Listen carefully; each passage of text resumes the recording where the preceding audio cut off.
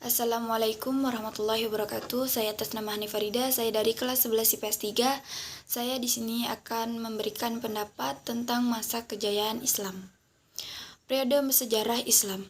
Periode klasik 650 sampai 1250. Periode klasik merupakan periode kejayaan Islam yang dibagi ke dalam dua fase, yaitu fase ekspansi dan integrasi dari tahun 650 sampai 1000. Fase integrasi dari tahun 1000 sampai 1250. 2. Periode pertengahan dari tahun 1250 sampai 1800. Periode pertengahan merupakan periode kemunduran Islam yang dibagi ke dalam dua fase, yaitu fase kemunduran dari tahun 1250 sampai 1500 Masehi, dan fase munculnya ketiga kerajaan besar dari tahun 1500 sampai 1800 bulan dengan zaman kemajuan dari tahun 1500 sampai 1700 Masehi dan zaman kemunduran dari tahun 1700 sampai 1800. Masa kejayaan Islam terjadi pada sekitar tahun 650 sampai 1250. 1.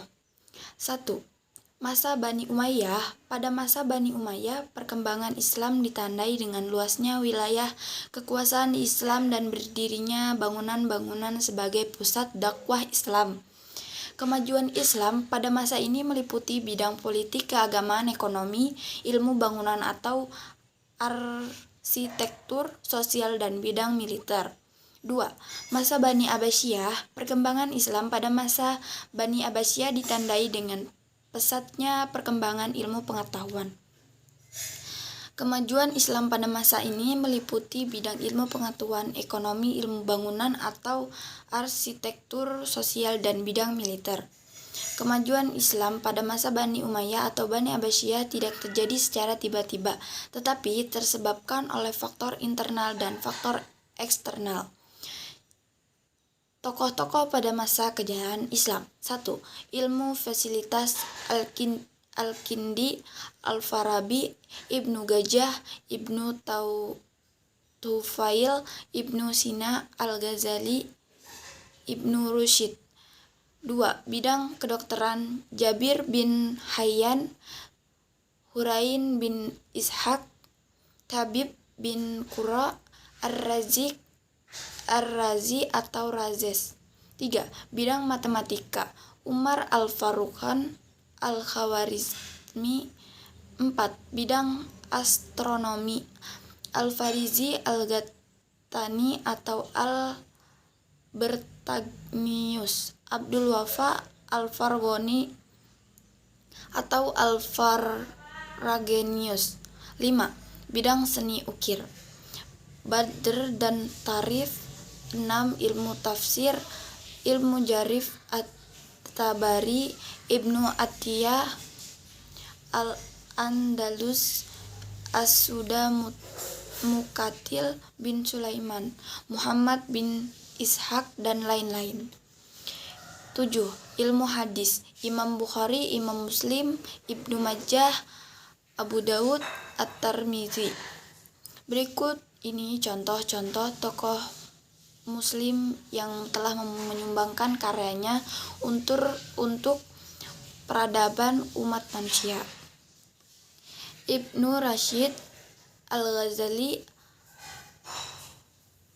3. Al-Kindi. 4.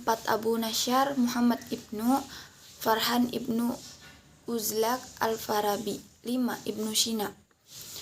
Faktor-faktor kemajuan umat Islam pada masa Bani Umayyah atau Bani Abbasiyah. Faktor internal antara lain: 1. Konsistensi dan istiqomah untuk umat Islam kepada ajaran Islam. 2. Ajaran Islam yang mendorong umatnya untuk maju. 3. Islam sebagai rahmat seluruh dan alam. 4. Islam sebagai agama dakwah sekaligus keseimbangan dalam menggapai kehidupan duniawi dan ukhrawi. Faktor eksternal antara lain sebagai berikut. 1. Terjadinya asimilasi antara bangsa Arab dan bangsa-bangsa lain yang lebih dahulu mengalami perkembangan dalam ilmu pengetahuan. 2. Gerakan penerjemahan atau usaha penerjemahan kitab-kitab. Selain faktor di atas, kejayaan Islam ini disebabkan pula oleh adanya gerakan ilmiah atau etos. Kalau ilmuwan dari para ulama yang ada pada periode klasik tersebut antara lain sebagai berikut. Melaksanakan ajaran Al-Quran secara maksimal, melaksanakan isi hadis, mengembangkan ilmu agama dan berijtihad. 4. Ulama yang berdiri sendiri tetapi menolak untuk menjadi pegawai pemerintahan. Cukup sekian dari saya. Wassalamualaikum warahmatullahi wabarakatuh.